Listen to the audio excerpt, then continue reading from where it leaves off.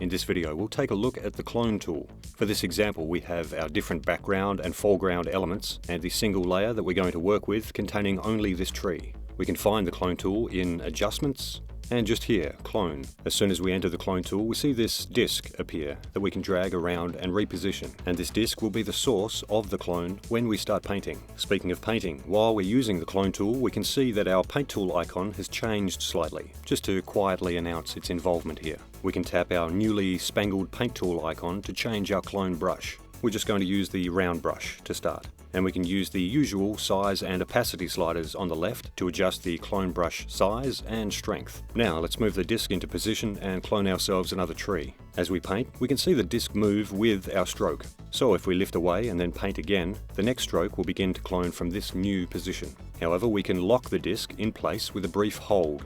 And now we can repeatedly clone from the same area with each unique stroke, using different amounts of pressure here and not reproducing the same silhouette of that original tree. Helps keep these pretty unique. Actually, another nice way that we can clone details and avoid things looking like direct duplicates would be grabbing a clone brush with a bit of grain. The clone tool is great for a bunch of things. We can use it to smash out some additional texture without needing to redraw things from scratch.